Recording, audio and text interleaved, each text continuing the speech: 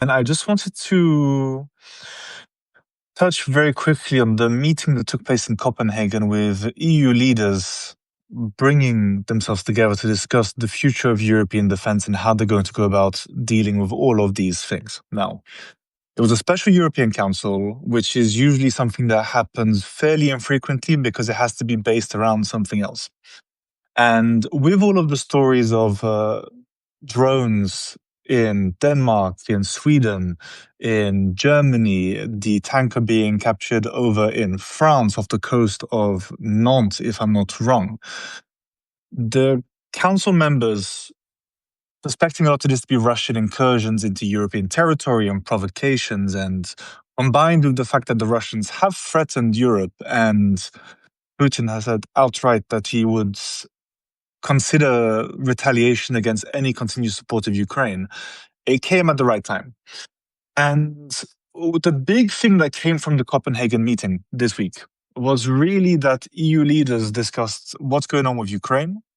They discussed the ways in which they're bolstering European defense, particularly with this famous drone wall, I should say, that they're talking about to block these Russian incursions and to prevent any further provocations coming from Russia.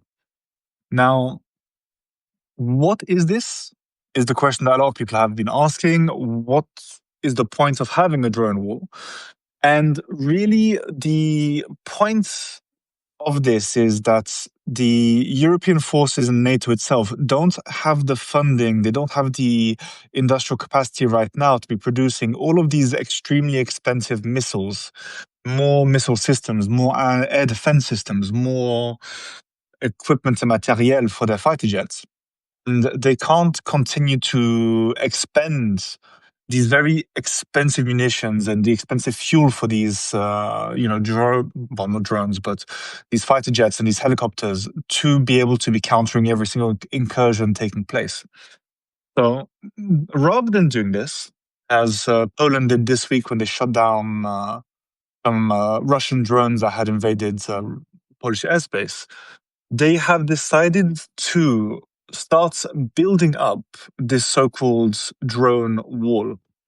And the plan behind this is that they take these very inexpensive drones. I think you can see some that are built for as low as, I think, $50 I've seen in some cases with some very simplistic systems and equipping of these drones.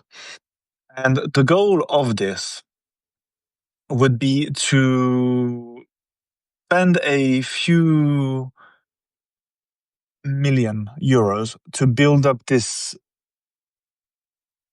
effective tsunami of these drones that would be able to then counteract these incursions, blow them up in midair, block them.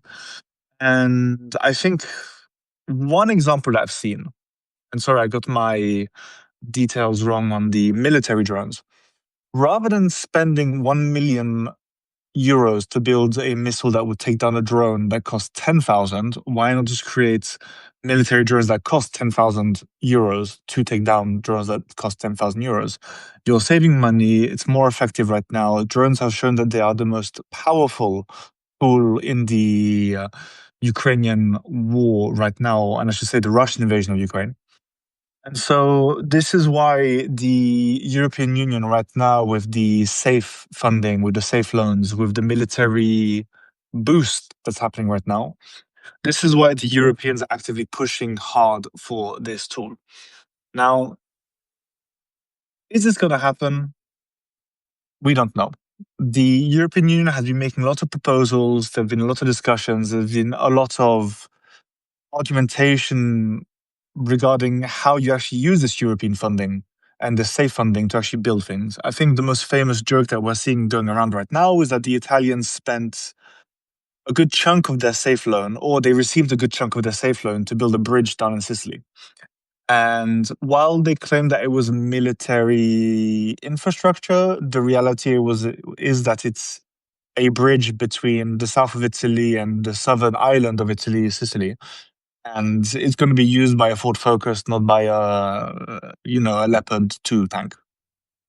So aside from that, What was announced during the Copenhagen summit was that the European Union is continuing to stand by, despite the provocations by Donald Trump and his friends, Ukraine's right to self-defense, to find an well, not equitable, a fair end to this agreement and to a fair peace agreement between Ukraine and Russia that doesn't just involve Ukraine capitulating, and also a continuation of the support for Ukraine. They highlighted the 30.6 billion euros that's going to be provided to Ukraine in 2025, with 12.5 billion being for the Ukraine facility and 18.1 being from the G7's extraordinary revenue acceleration loan.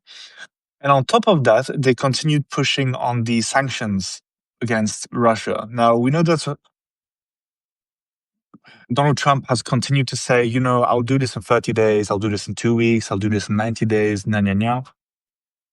And despite the fact that Trump seems genuinely scared of continuing to apply these sanctions, he continues to be scared of actually punishing Russia. The reality is that the Europeans have to. It's the main way to support Ukraine right now. It's the main way to limit future aggressions by Russia. And to be honest, it's the right thing to do. We cannot reward an imperialist invasion by a country that continues to invade its neighbors and continue to trade with them normally. And the Europeans also outlined, or re-outlined, I should say, their principles for a peace negotiation. And this comes down to 5 key points. Firstly, that there can be no negotiations on Ukraine without Ukraine. Secondly, there can be no negotiations that affect European security without Europe's involvement. Third, any truce or ceasefire can only take place as part of a process leading to a comprehensive peace agreement. Fourth, that any peace agreement needs to be accompanied by robust and credible security guarantees for Ukraine that contribute to deterring future Russian aggression. And finally, that peace must respect Ukraine's independence, sovereignty, and territorial integrity. Now, these seem very basic, but they're very important because of the fact that they not only rebuff this attempt by American governments, or the American government right now, to negotiate around Ukraine and try to force them. And also that it prevents or outlines the need to prevent any situation that actually weakens the European security environment without having involved the Europeans in this situation here.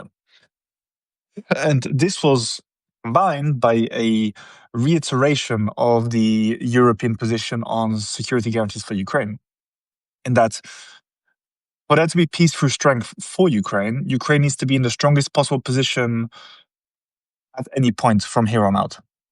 Now, this includes, according to this readout, that the member states would increase their readiness to step up their efforts in delivering air defense systems, munitions, and missiles, training equipment for Ukrainian brigades, and helping to develop the Ukrainian defense industry and integrate it further into the European defense industry.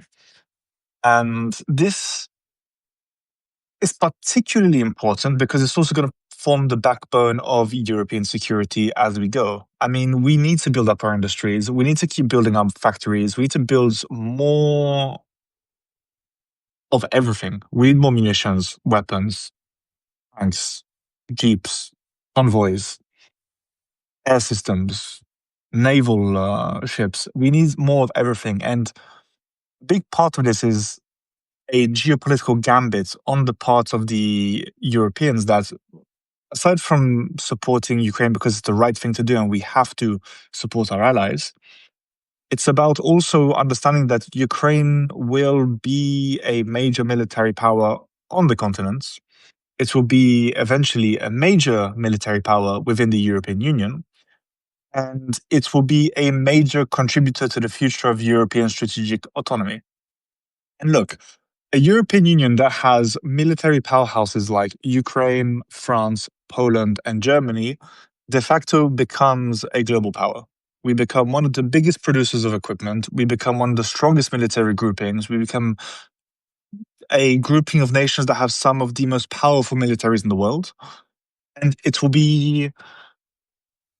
it's just It's a necessity. It's a necessity for strategic autonomy, it's a necessity for the future of the European Union, and it's a necessity for the future of our goals. And the final major point I'm going to point out here before I run off for one of my many, many long ISM meetings is that the European Union also announced its need to increase defense readiness. More necessary procedures being put through in a more effective way, faster mobilization, better financing.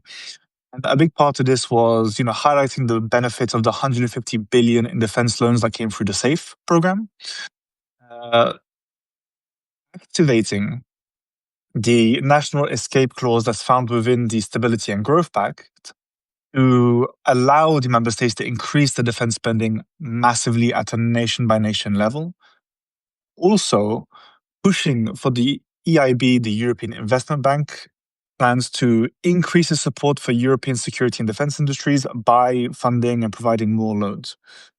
Now, this is the biggest complaint we always see about Europe, that we don't mobilize our funding fast enough, that we don't have enough funding compared to the Americans, the Chinese, and the Russians, and that we're simply not putting our money where our mouth is. But as we're seeing more and more, as we're seeing these systems and these defense industries building up and more jobs being created, and most importantly for member states, more tax receipts being put through, it's always a very, very positive step. It shows that we're actually taking this seriously and that, as I'm always saying whenever I'm speaking to Dave Keating or, to be honest, at this point, whoever, the fact that we're actually starting to come through on this ground, that we're actually coming through on the long-term goals of European defense funding and defense structure development, the more we're going to see these structures coming forwards. I mean, it would be nice if we could get a unified investment structure in Europe where a lot of us could start investing more into these ourselves, or that companies could invest more into these themselves, but we'll see how this goes. However, there was one point, or a couple of points, on what the council meeting called for from other institutions.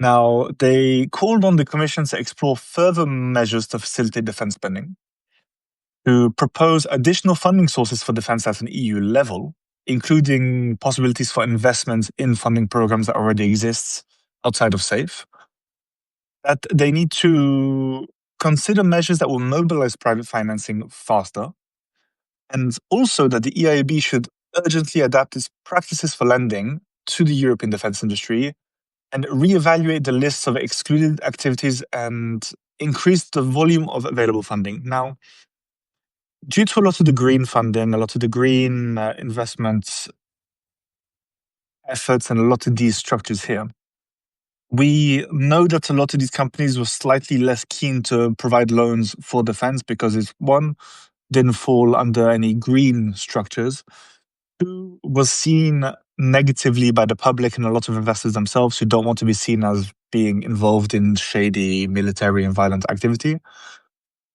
And on top of that, it was seen as a very risky deal because you don't necessarily always get a return on your investments when you are investing in defense or security structures or in environments. Now, I think at this stage, when we've got an imperial actor on our frontiers trying to poke us, threatening us, and also just invading our neighbors and our allies, we tend to care a little less about the more normative things, and we start thinking more about how do we avoid being invaded and shot. Now, I know this is very surprising for many people because they, as I learned very recently, some people genuinely think that, if we're just nice to the Russians, they're not going to be very mean to us. But I think we've seen that that's not the case.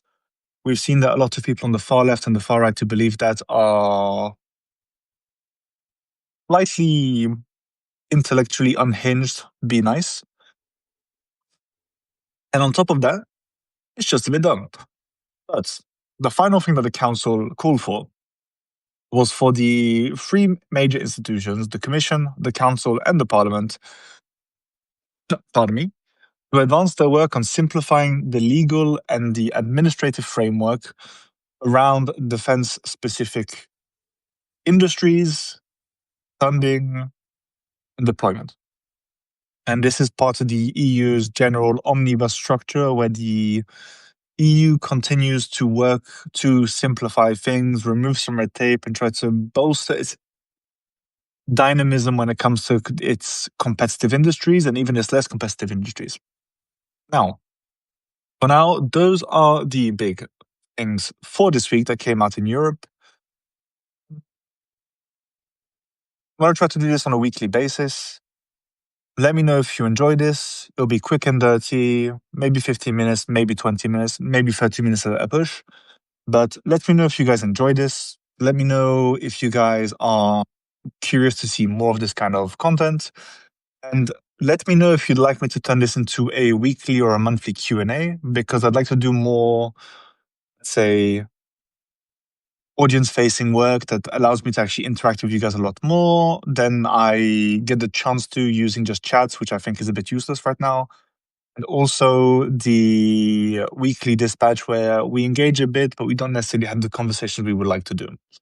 And of course, if some of you are out here and you're experts in your field and you actually want to come and have a chat with me on the French Dispatch, then you can always let me know.